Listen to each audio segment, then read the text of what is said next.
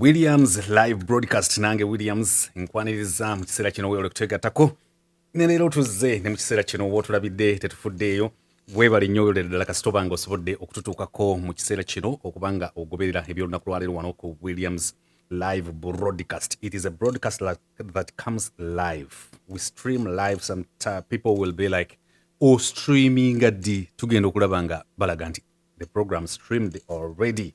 Nimbaniriza olunaku lwaleero wenzijidde wano gwagoberera Williams live broadcast nga amawulire mangi nnyo agali mu nsi yonna. Katusookere waffe mu ggwanga erya Uganda. Mu ggwanga erya Uganda, David Lewis Lubongo, the Secretary General of the National Unity Platform, intentions, the expression, the willingness, the offer he is making to be the Member of Parliament Kampala Central is official now. The guy came. Wait, politics is sweet. Politics is sweet at this time, especially when many people we never expected to participate practically in the politics of our country, Uganda, are participatory. Did you see Asadaman Makebe? It's like meda disegona nkwewulira nsobola okujjayo ebusiro. Era bingi nnyo naye I'm telling you about David Lewis Lubongo. Nabala bangi nnyo bajjeyo awo empapula. Jukire your story is a developing story and an going story of okujjayo empapula ozikomyawo. Flavia Namulindwa nazijjayo nazikomyawo. Zambale Bratio Mukasa nazijjayo. Na gundi Asadamani Makebe nabala bangi nnyo. Abantu bakimye empapula mu National Unity Platform. Abantu bajjeyo balaze intentions to stand for political positions, to serve their nations, to serve their particular areas, divisions, constituencies, just name it. So tubaagaliza ebintu birungi nnyo nga n'okusingira ddala Uganda tujagaliza ebisinga ku bye yafunye. Naye David Lewis Lubongo yansanyusizza avuddeyo n'awanika omukono n'agamba people power, our power, our power, people power. That is good. I saw Waiswa Mufumbiro also being like, we here to be, we here to stay. Nange nzija nalabye Joel Senyonyi n'abantu bangi nnyo abagala obukulembeze bwa eggwanga okutwalira wamu naye nga basabye kaadi obanga beetaaga kaadi okuva mu National Unity Platform. Nze Williams eneero ye Williams live broadcast. Nange Williams naye amawulire agagenda maaso. Iran has launched missiles at US bases in Qatar. Iran ekutte missile nezilaunching atupwa ku base ya US mu Qatar. Era Qatar negamba eya space yaffe bannange traffic w'ennyonyi musooke muyimirire mukko. Traffic w'ennyonyi yimirira ate mwe abantu monna from United Kingdom and United States wetubadde taddewe mba mubeera. Ekyo of course oyinza okuba wagawulira dda bugamba enkakasa nti ku Lwomukaaga waliwo okuba nuclear plants za Iran. Ate era ne Donald Trump n'avaayo n'ayogera awo n'agamba obukugu obwoleseddwa wano abaana baffe tebulabikangako. Era ne bubadde ogobera social media platforms ezenjawulo badde olaba nnyo nga ennyonyi ezo ezeebonga ezeekola bwe ziti nga zitrendinga nnyo. Kabadde kakodyo kakulaga abantu US bweri ey'amaanyi ani amanyi naye nga kyolina okumanya nti Iran retaliation yayo esikyali kyesirikidde naye ekkata obukakafu butambula bugamba nti Iran is what has just happened on the base of the US is a retaliation or part of retaliation from Iran. Awonzijawo kansoke nonye egulire ddala. Actually can quote some details. Exploration had in Doha is exploration zibadde Doha era abakata ne bagamba bannange tukulozinze airspace yaffe aba United Kingdom and UK citizens have been advised to shelter in place. So kakati awo abantu bano banva mu United Kingdom ndi nzalwa ya United Kingdom ndi citizen we US babagambye bagende mu shelters eziri awo. Amawulire nga gano bwe gatambula ebiseera bisinga nga gatambula ku internet ogulaba nga just news, but it is a reality claiming people's lives and of course demolishing and damaging infrastructure in place. So we pray to God, especially when one of the parties involved in all this havoc, exchange of blows, military blows is Israel, God's chosen. So Katonda atuyambe byo byonna tubiveemu bulungi nnyo. So security bongedde okukubiriza abantu bonna okwekuuma obulungi ennyo. Israeli yeegamba nti gakyali mabaga anoonyeyo okuggulira eddala nsobole okweyongerayo wali we malinyala okweyongerayo. Israel Young Trade n'ebirala biibyo. Abantu 145 beekanze nga mu Middle East awo waliwo awakubiddwa. Bonna ne bajjula plasita. Si plasita ez'okusamba omupiira bandage naye of course nga bakubye balina ebiwundu kyekiri kyeggamye nti gwe entalo zinzo ziraba nga olutalo just olutalo naye bw'otunuulira amawulire gano galimu ebintu ebiri serious.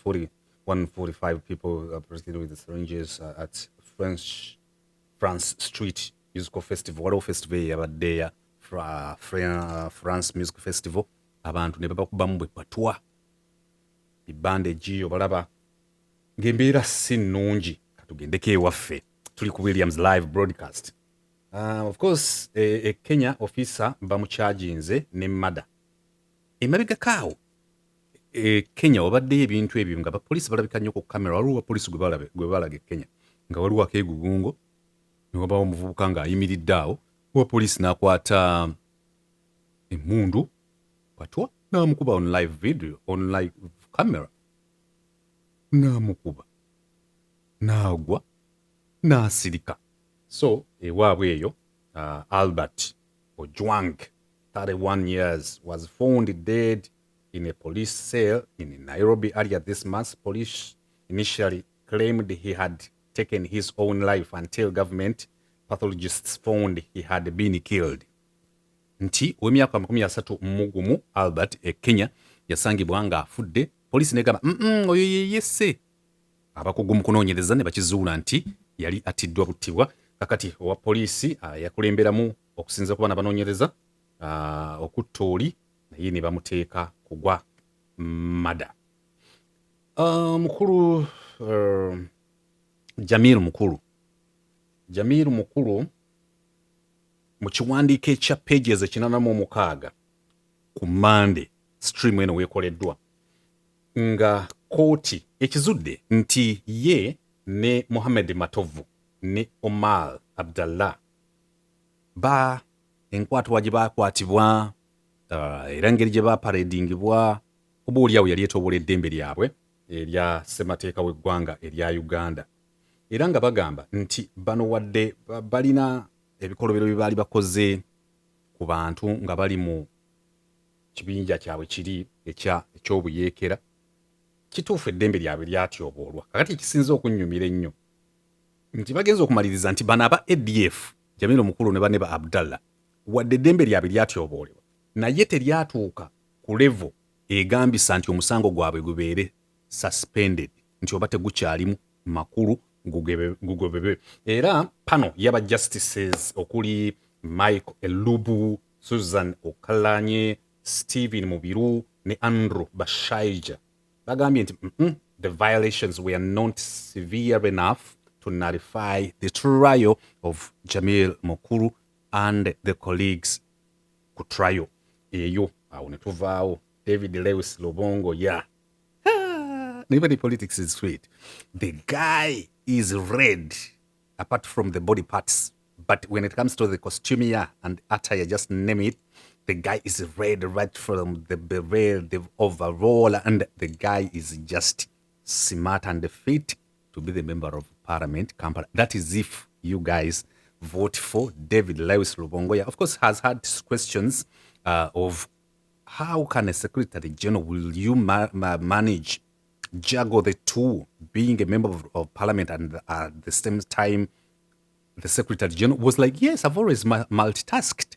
That is David Lewis Lubongo. I've always multitasked, and it is just a walkover. I understand it is heavy work, but of course I'm committed to having a lot of work so that our country goes forward. Another thing about what Lubongo has said in regards to them being the member of parliament Kampala is like the elitism elite bubadde bubuutikidde nnyo Kampala.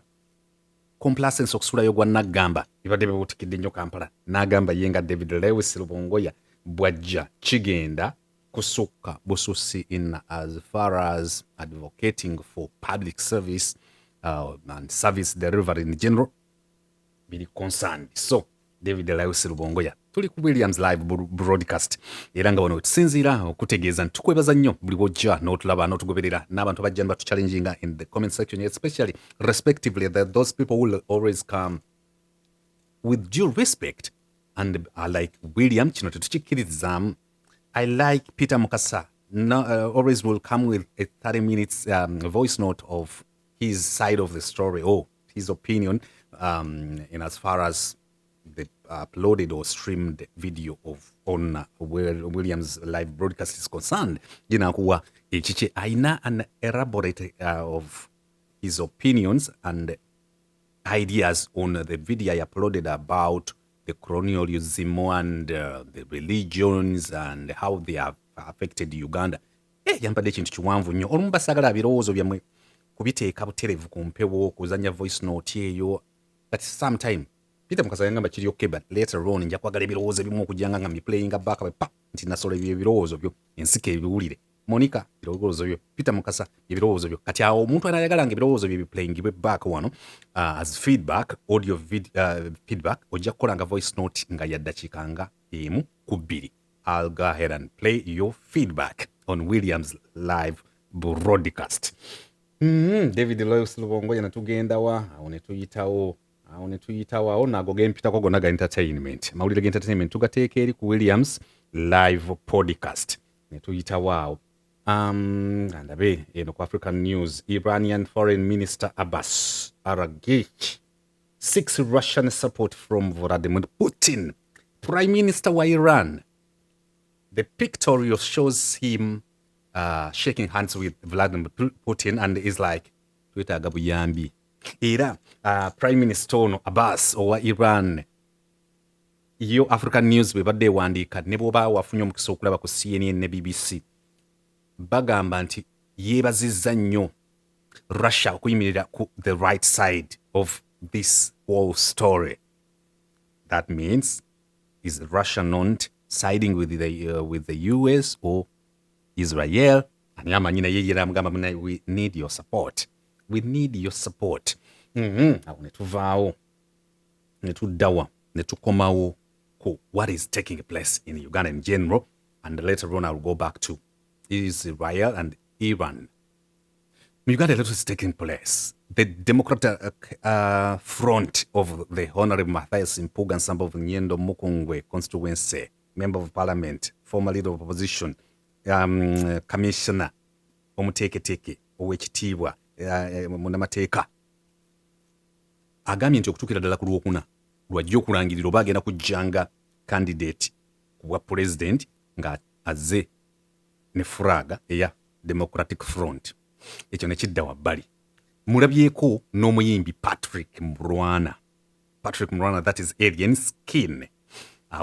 Nasolo nampeereza voice note nga mpanvu bweti nasolo normally wampeereza voice notes of course zibaamu ebituufu bingi nnyo, zibaamu ebirungi bingi nnyo, ne zibaamu emotions nnyingi nnyo, ne zibeeramu ebisesa bingi nnyo.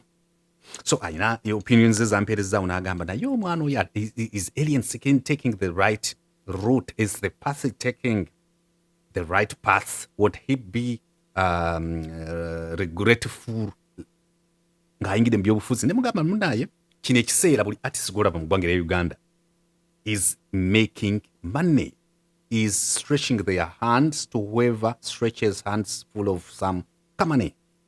It is the right time. And remember, even when the Democratic Alliance was unveiled, one of the artists that appeared with the Honorable Mpuga Nsamba was Alien Skin.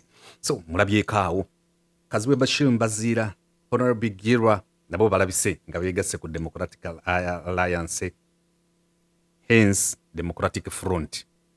People were like Kazwe Bashir Mbazira Honorable and the Honorable Girwa. Is Girwa a honorable? Has he ever been a member of parliament? Okay, Mr. Girwa, who also has a political party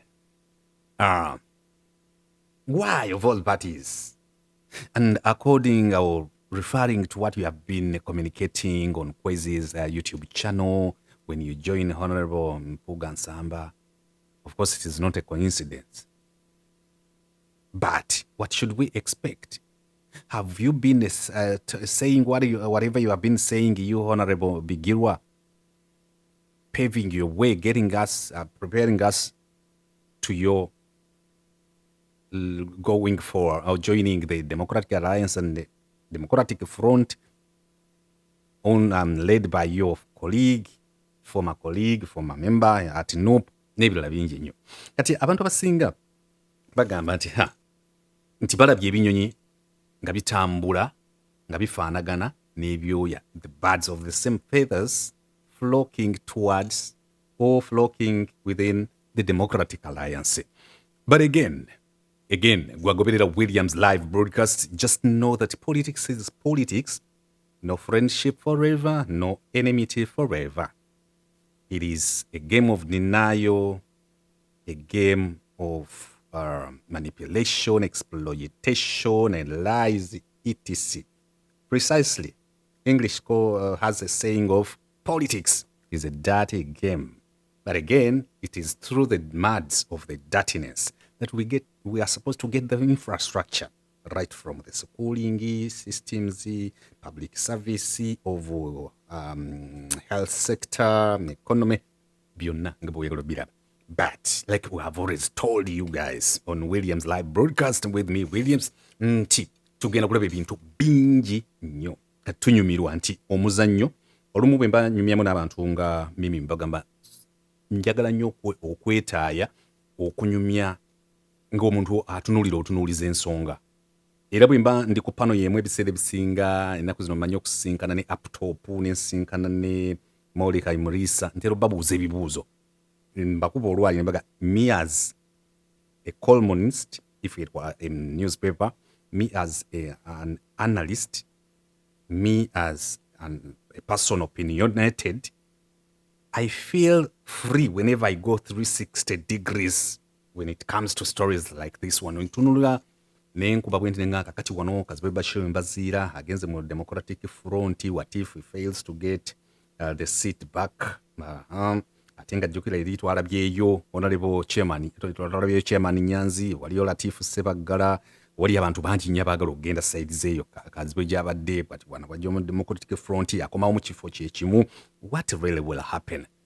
Ebyo byonna ebigenda okubeerawo bituyamba kufe kuyiga bulamu bwansi na kuyiga byabufuzi. Naddala ffe mutera okugamba olwa yajja mu comment section nangamba kyekiseera oddayo by'okuyimba bintu saba bitegeerwa natuyomba nange ne muddamu naye nanziramu naye nuddamu. Kati olumu ababa bali mu comment section mbebaze mu abajja with the positivity and the negative responsible negativity, but abamu baagala nte lwampaka.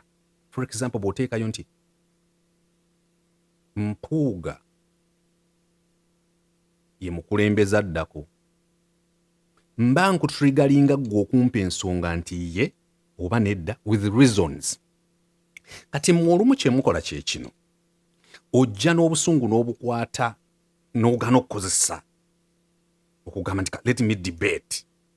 Kati gwe ate okwata ekyo n'okikuba William n'oyomba ne William. Kati ngoga William ekyo naawe okimanyi, nze kinteeka wano naddala nga ndiwo omunzekka. Kwe kujja n'enteeka ekintu mu ddiiro gwe n'okidebate nga kyekyateesawo comment section eyo. Mmanyi okuteekawo Kyagulanyi the next president. Say yes with the reasons, say no with the reasons. Bwe batuba debatinga. Era nja kusaba nnyo abawagizi bonna ab'ebibiina by'obufuzi abali ku mitendera, the infantry, abawansi abo oba oku ttaka, okuyiga debates zino nga toyomba buyombi. Oyo William twamulabirawo yali adda. Then what? Ani ataalya? Bw'olaba y'ataalya, then kiba kitegeeza genda ku channel y'ataalya. Naye ate naye wanaayogerayo ekibi ngeruga naawe ojja kuzunga obuneemi wabo. So nga singa wano William ateekawo ekintu bw'ati n'okidebatinga waliwo abanchallenginga. Kati gundi ampadde a good narration and gundi details explanation of his opinion, Peter Mukasa. Nangamba, I disagree with your take on colonialism and a religion in Uganda and their contribution on our stagnancy as a country. Nampa bwino. Nanyinyonnyola ebintu bingi nnyo. Naŋŋamba gw'onyiigidde ba colonialists baatufuga okuva mu ndagaano y'olwenda kale wadde abamu baali bajja dda naye kakati gwe bw'otugamba nti nno bo babi nnyo bwe baatufuga okuva mu lwenda paka 1962. Yes, bayinza n'okuba nga balina enkobisobi ze baakola baatukwatanga ensenene ne batuteeka mu ccupa emu abalaŋŋo abateeso n'abalala naye bwe baatuleka awo ffe abaagala emirembe kiki twekoledde paka kati nti n'ensobi ezimu ze twogerako nti colonialism yazikoze zitulemye okuggusa ne mugamba onsinza awo n'agamba mwe mwasigaza eggwanga lyammwe ne mubeera ne Ssekabaka Muteesa ne mubeera ne Obote ne mubeera n'Amiini ne mubeera n'Obote ne mubeera ne Muwanga ne mubeera ne Mulle ne mubeera ne Binaayisa ne mubeera ne Yoweri Kaguta Museveni era bannaffe mwe temunnatereera nga n'abantu abali mu ddungu United Arab Emirates bwe baazuula obuzibu bwabwe nti kyeya batandika n'okuyiya bwe batonnyesa enkuba nti osobola okusanga sprinklers mu kibuga Dubai nga n'amazzi bo tebalina nsulo nacho springs nga tebazirina naye nga bayiiya bwe basobola ozikola artificially paka kati ffe tetuyiiyanga nga tulina n'amazike amatuufu nga bo balina ne dock cruise mu kibuga Dubai ku Dubai Mall nga bagiyita underwater zoo balina zoo bagikola eri eyo wansi ne bakolayo n'amazzi agali artificial osanga gonya nga bagitadde mu kigiraasi ekyo ng'osobola okugenda ne tuva e Uganda okugenda ku package gye bakuteerako abalambuza abantu e Dubai baga ojja genda olambule underwater zoo kati ye nga Peter Mukasa agamba nti William bw'oba ogamba nti bacolonialist babi nnyo gwe okyerabidde nti amawanga ge tugenda okulambulamu olwaleero gaali gatuli mabega gaatuyitako gatya nantegeeza nti gwe okimanyi nti America wooli ensi y'abantu abajja obuzzi nga balina ebizibu bye bayiseemu okimanyi nti ebizibu bye baayitamu baakizuula naŋŋamba nti okimanyi nti bacolonialist bwe tugamba nti bo batuyisizza bubi nnyo abantu abo bo baagenda okujja ewaffe ne batuwa buwi some staff ng'ate bo baasooka kustrugglinga okukola emmotoka okustrugglinga okukola ennyonyi fe ne bajja batuleetera the modernization ne and explains a good thing 30 minutes a voice note and I appreciated his take so I recommend and propose to you guys who always be in the comment section with bitterness driven by emotions to always come from that angle of informative, educative, and put your point across, try to drive your points home with due respect, definitely. Yeah, so, but then nchakutegeeza wali kazi bwe Bashir Mbaziira, Honorable Mpuuga Nsamba, nti bwe banaagenda mu Democratic Front, what will really happen? Are they able to remove a dictator? Are they removing a dictator? Kati omuntu omu ayinza okuyita mu comment section. Actually, ndowooza oli gwe nayomba naye yangamba. Tomanyi nti munne tebamwagala Kyagulanyi oba ogwo omutwe gwali ku video ki? Nina video gye nakola ne nteekako nti kati oli nayomba.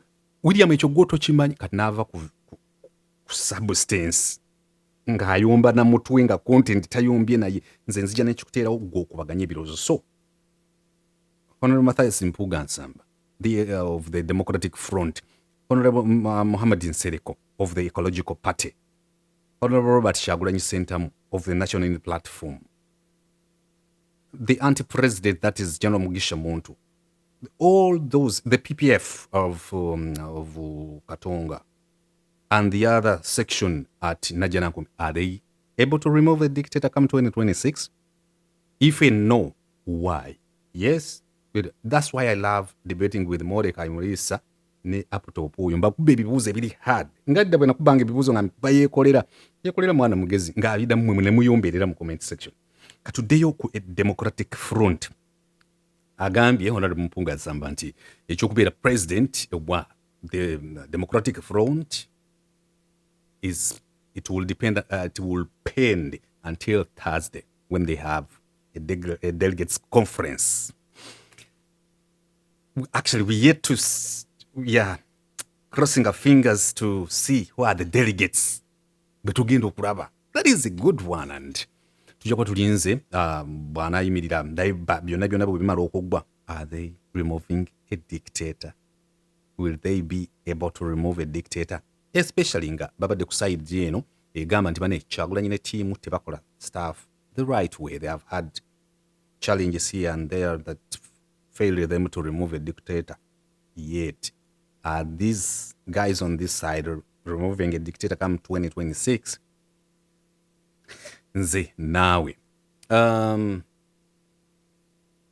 Definitely. Ndalabye omukyala ono abasomera Our Lady of Lourdes Bukumi, abasomera Bukumi SS, Our Lady of Lourdes Primary School, abasomera St. John Bosco Seminary Hoima, abasomera St. Kisto Primary and Integrated Primary School, because St. Kisto in Kakumiro, there were 3 primary schools that I remember in the center of Kakumiro. There was Kakumiro Public, and that is near Kakumiro County, Esaza, wali kusaza waguru, and there is Kakumiro Boys, which is near to the sub-county. Kakumiro Boys ngaliranye egombolola ye Kakumiro. Then the Kakumiro Girls, Kurugudo, near the parish, St. Andrews. Kakumiro Parish. Those days of Father Benyumiza, the early days of the Dominican sisters. You remember Honorable Nabanja, those days when stood for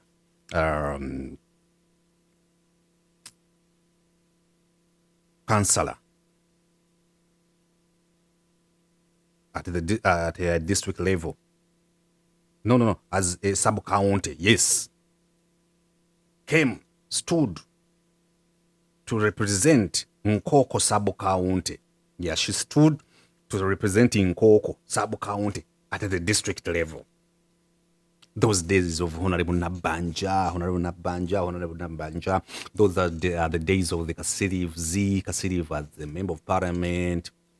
Those are the days of the Sechitoriko, who was a district. Was he a district? Was he a Member of Parliament? Sechitoriko, the guy who had a big house and a plaza. Was it a plaza? The opposite, the road towards the county, Sechitoriko, was he a Member of Parliament? No. Of Kakumiro was not yet. Sechitoriko was a big bag, either a district chairperson or the Member of Parliament. Mwabaveyo munzijukize kubanze nayitanga mbuyisi nga tulina gyetulaga. Then there was Beninya. Beninya was a woman MP Kakumiro.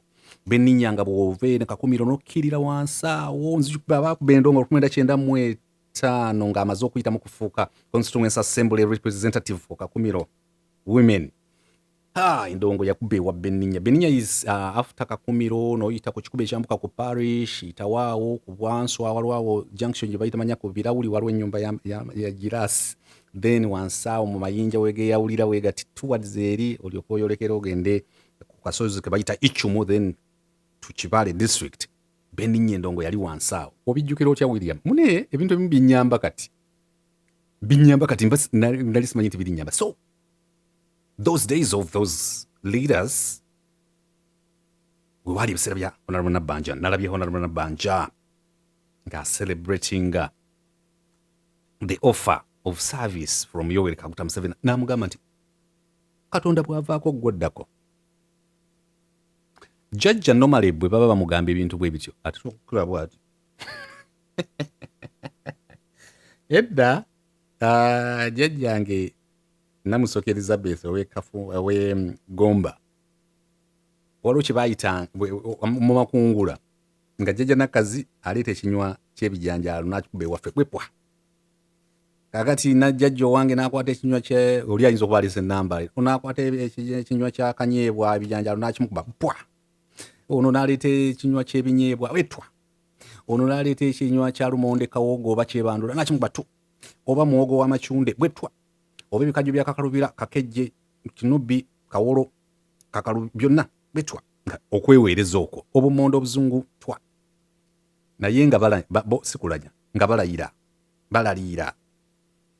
Oba muleetedde ekibbo ky'endaggu, balugu, kyetutumula, kaama, nandigoya, nakati, ebugga, ensugga, doodo, kyonna ekyabangawo, obutiko obubaala, obusukusuku, gudu. Onkoze eki munnange? Onnanze eki? Awo naazina amazina g'omumwa. Beke, ng'omugongo gwa jjajja tegunyeenyamu n'akamu. Naye ng'onaamugamba otya muntu mukulu. Kakati nalabye ng'amazina ago beke. Onkoze eki munnange? nakkazi onkoze otya munnaye, mwana wa maama onkoze otya, nonkuba omuggo guno, oveeyo olaba omuggo nga gwa kinywa kyabi janjaalo. Kati nalabye embeera bwetyo ya mukyala Nabbanja Robina, the prime minister in the regime of General Yoweri Kaguta Museveni, ng'awoza olutabaalo bannange tomanyi gye wanzija nzaani Nabbanja ande nalabye Ssekamate waliwo group gye tulimu bwe wali okubba ebidongo ekakumirawo we twakubiranga endongo awo later on okusoma kwagwadde kati ate later on twaddanga eyo mu biseera by'ebidongo kati nga Ssekamate agamba bannange ebiseera ebyo Honorable Nabbanja nga bw'agamba nzaani ab'ekakumiro can easily relate. But why I have issues is when she said, after God, you're the one. And Jaja was like, nabo itawo. Nze nyowo mwana wa Nanka. Amos. Nestero okankunda manya kakola otya. Nze to God namugamba yes. Of course ne Anita Monge na yawe yamuwa ekitiibwa namugamba bwe bagamba mu linnya lya paati n'ery'omwana ne mutuukirivu kakati igwe paatiri. Hey! Abaana boogera ebigambo. Abakyala bano boogera ebigambo. But again, you understand. Era ekafumu mawokota. Gomba is eri nga wayisedde Butambala, wayisedde Kabasanda, Kiriri, Kibibi, Gombe, Penja, yonna Yinja Butole, taba mu Kayembe, kati ewajjajja Nabada wenyumya wabeera eri Bbuye. Kati bwe nyumya parties mba nyumya ate eno empigi mu tawuni Kalagala awo n'okwata ino ogenda Kafumu. Kati Kafumu wabangayo jjajja parties. Jjajja parties ng'osobola omujubisa. Nonga naye gwe jjajja okimanyi. Mwami Musunsa takusinga kuvuga ggaali. Asirize jjajja akuwulira. Olwo musindikirako ku lusozi mugenda eri lw'enseera. Era kunoga mwanyi kuziwa waaguliza pruning. Jjajja Musunsa because ayabanga myaka jjajja parties bonna nga bajjajja. Jjajja Musunsa takusinga ggaali. Kubanze olaba gwe jjajja ovuga emisindi naye nga ina actual sense Musunsa yali asinga ono okuvuga eggaali. Kane ya Musunsa yali laale nga mpya pepe yaffe yali ye gundi ani twalina Phoenix jjajja yalina Phoenix nga alina ne Bayuni party disi yali amanyiirwa yalina Bayuni ne Phoenix nga akagabo kaayo kagira ngene mwe mwaliwo. Did you see Phoenix? Mwalaba ku Bayuni, mwalaba ku Laale, mwalaba Hello, eggaali Hello, mwalaba ne ku Gazebo that was is it 1988 eggaali Gazebo bagiranga ku UTV around 88 9 91 and 2 there. Eggaali Gazebo bagiranga nnyo obulango buno bwabanga busatu. Statewide insurance babamu abaweereza abalungi Swico, then give and take Forex Bureau, then akalanga akalala eggaali Gazebo manye ekola bweti, then ne baasi za Staya zizze tumalako ennaku ey'okugira bupate ate baasi ejjudde because zabanga n'amadaala nga waliwo abatuula wagunewala ebbaasi ya Staya nsufu nnyo. Kakati jjajja Patisi nga alina Phoenix naye nga muwana ne mugamba eri ey'abali ey'abamusunsa tugisinga okudduka. Ye ng'omuntu omukulu ng'agamba awo nvuzeemu sipiidi ge mutabani wa Musanje onvuga sipiidi. Kati bw'erabanga omuteetezza nnyo ng'akugamba oyagala kulya ku kikajjo oba ng'anoonya lwaki oŋŋamba nti nsinga Musunsa eggaali okuvuga nga ye because ebikajjo byabanga mutuuse naye ng'okumenya ekikajjo kya patirisi nga tonnanoga mwanyi batonnalonda n'enjala ekuluma anda amaddu ge gaatulowozesa nga nitwabanga enjala yeetuluma. Bwe namuwaana ng'ajajja enjala simanyi gwe ekulumuddeyo oli emmere oyagala bikajjo oyagala miyembe nti okitegeera era nga bwe tumaliriza omumanyi n'omuwaana naye gwe jjajja wamma gwe omuntu bw'abeera naawe omukkiriza n'agira ku bikajjo naye jjajja mukyala kati olumu walubenda ba Honorable Anita Among ne Honorable Nabbanja nga bafuuse serwadda w'ebiseera ebyo nga bajubisa jjajja abakkiriza bamenye ekikajjo. But again, it really depends. Bayinza okuba balina ebintu bingi bye bafunyemu mwami ono gwe by'oyinza obutalaba because nze kubuulidde Honorable Nabbanja w'ebiseera ebyo. Era abantu abamu bagamba omukazi oyo yamaliza n'afuuka prime minister. Kati baba lyeri ewa ekakumira obunyolo bebaga eri kibaale ekaluguuza kagadde. Abamu bayinza okuba paka kati nga tebakkiriza naye nga yafuuka. So ndowooza from that angle omukyala we yagambidde bannange President Museveni gosinga nga nawulira Barambaro Gahare nga President Museveni wa NRM ayogera ng'agamba I am 86 years old. Barambaro Gahare, the youth and children minister, n'agamba nti nyina emyezi 86 gyonka. Ko jjajja namugamba barambaza ebyange tota mu bigambo byawe nga yogera byenjogedde. N'agamba omusigazi ono ayina ekyejo nimbaza ebintu bindi iwe n'abaza ebindi. Okitegedde ayina ebisuba bintu by'olugambo naye ng'ono omwana badde akimuwagise oli nyina emyaka 86 wadde nga najjo Mordecai Mulisa ayinza okuba agiwakanya, but at least the guy was brave enough to say I am 86 years old and Barambaro Gahare goes like ayina emyezi 86 gyonka ko yebaza ebintu yawe ebisuba byawe. Kati n'ogamba balamu lwaki tomujubisa omusajja mujja musulawo nambalaba awo nga mumusazise ennaanansi. Yes, so that is ekyo mbadde mpitirawo naawo kyo kuyitizi 2026 buli we tujja wano kiba kiraga bulazi nti twongera close to 2026 and again ne bwe nabadde ne Mordecai Mulisa nyumirwa nnyo bwe mba ndina abantu nga madibetinga nabo ntera nnyo bagamba to flash their light 2026 around Feb, March, April, May, June, up to around September. Kiki kyolaba mu Uganda 2026 okuva mu Gwokubiri awo abantu bakimye kadi mu national platform story gyeninda nobolaba sinakuterayo nnyo interest yange mu kamyufu kano njagala baani bagenda okuwa kadi awo bagenda okuba amawulire baagala bagimuwa bwe bagimumazaako ki bwe bagimuwa akola atya. Jukira ennaku zino nabadde agira mu bitengi agira mu green ne mugamba nti agira mu ngoye za Democratic Front.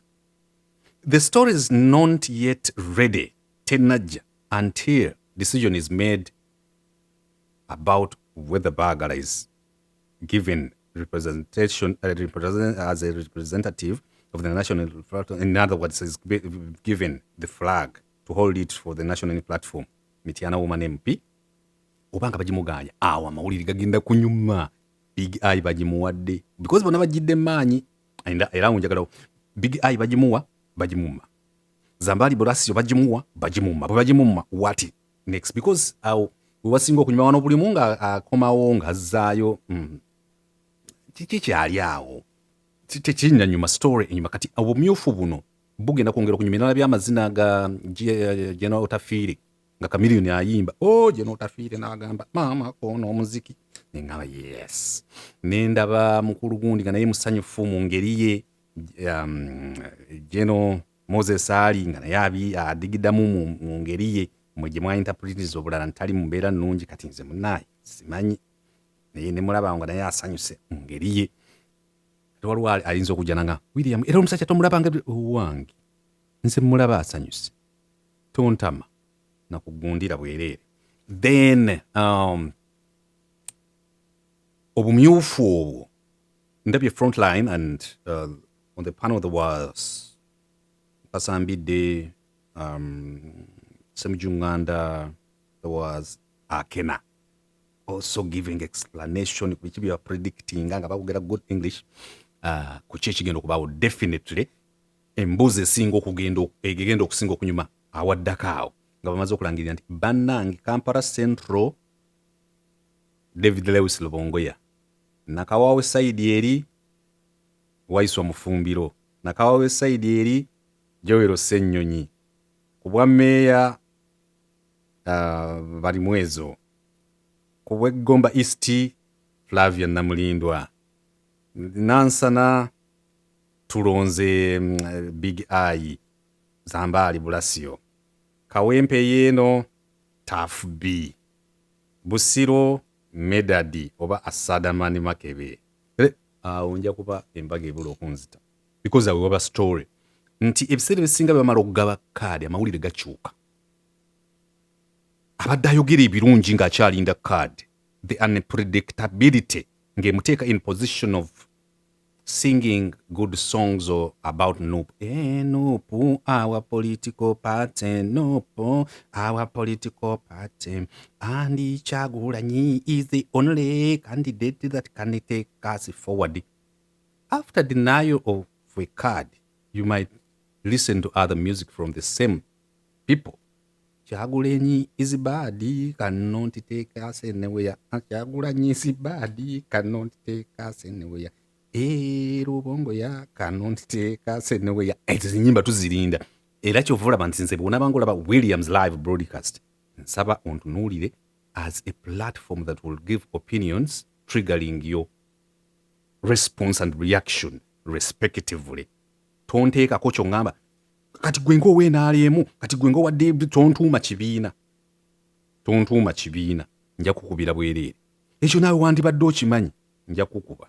Ekindita on Williams live broadcast to do communication massively kati gwe nompa opinions zo respectively nja kukuba omuntu omuggo aba bajja ne emotions zaabo abatijja olujanja twakulabirawo ne mukola ki mbadde nsoma wano Iran and Israel before 1979 bano abantu baali mirembe gyabwe ekisinga okwewuunyisa bw'obasomako baali balimye kambugu mu nsonga za intelligence mu nsonga za agriculture nyambako ku irrigation nyambako ntendekera abapoliisi bange nga bano bali very fine okutuukira ddala 1979 bwe nabanga mbadde n'omuntu omulala njagala nnyo tudisikasinga ebintu bino nga nyina omuntu omulala gwe mbuuza ebibuuzo naye naabimbuuza nga bulaba nabadde Mordecai Mulisa nga mubuuza kino naddamu so kati Iran is an interesting story but again what I want to leave with you guys before clocking out is I asked the same question waliyo olengerayo world war oba third world war yatandika dda era nga phases ezimu mu mbadde ne coronavirus disease 2019 sitegeeza nti yaliwo mu 2019 naye bagiyita COVID-19 and those viruses batero zituuma okusinziira omwaka kati olwokuba yaliwo mbu yatandika okujja 2019 ne bagituma coronavirus disease 2019 era kyovula COVID-19 ne bagiteekamu ka hyphen wakati so ebyo byonna bibadde events za Cold World War 3 ekirala kiki kyolowooza Russia Ukraine Iran Israel China US kiki kyolowooza ku US okuva eno negenda eggunda plants z'abali aba Iran should we expect and at what magnitude should we expect retaliation from Iran? And all this happening, taking place now, what are the sparks? What will we face as all this keeps going on? Of course, in terms of economy, health, kyekirala ebyobulamu n'ebyenfuna tuddawa because ebyobulamu lwaki mbiteekamu of course ng'ovudde ku side ya ssente okubivujjirira mbiteekamu nti bano abasajja bwe balwana ne balwana tuyinza okufuna a dangerous a severe variant gwe mweyobulo okuva mu variants ezibaddewo oba okuviira ddala ku the stem of coronavirus this is 2019 emyaka gino egisembyeyo esatu ssenyiga abadde atuluma nnyo also kiki kye tuyinza okusuubira when it comes to cyber obulamu bwa extra, intra and internet in space. Tusuubireyo okutukulyetingira ebiwuka ebigenda okulya servers z'abaani. Kiki osuubire kigenda okubeerawo? What do you predict in relation to African leaders? Osuubira bagenda kweyisa batya? Ogenda kulaba yabana, because obeera onoga Israeli, of course African countries will be Israel because for them they relate with Israel religiously and in terms of divinity. They will be Israeli gwange donde Israeli arwa akuma Israeli tabongo tate yebaka. They will be like that. It is hard to find Africans, especially the Christianity countries. You will not hear religious leaders nga debating objectively and politically and bajagamba akuma Isiraeli tabongota eggwanga eddonde tuli baana banvuma. Then waliwo China entalo ze nga azirwana in terms of bakiyita manufacturing industrial yinga ali bwatyo naye mu bino byonna ye China agamba atya obulamu bumutambulira butya ng'alengera there is head-on collision between Iran and Israel.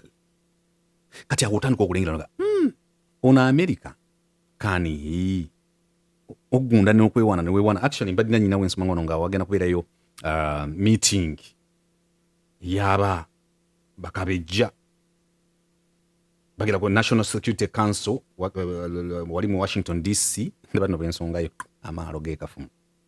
Donald Trump agenda basinkana era batidde n'okutenda olukungaano lwa National Security Council lugera Trump agenda basinkana kubagamba what. Ndalabye abaana bannayuganda bali mu magye ga US nga bagamba ne tugenze Iran. Nendaba n'omuwala omu ng'agamba nti kakati bwe nfiirayo bajja kuwa family yange emitwalo 5. A lot is at play. So njakala comment section you make it busy ng'ompa opinion yo ku kino ky'olaba kubanga tekijja and tuli ku mbeera eno nga ensi za Africa ezimu zigenda mu general election next year. Abamu balina elections around this time and there is mid-term ya Donald Trump. Abamu badansi n'ogamba Donald Trump mid-term ayinza obutagiyitako. You can give your opinions. It is Williams broadcast, of course. Thank you and goodbye.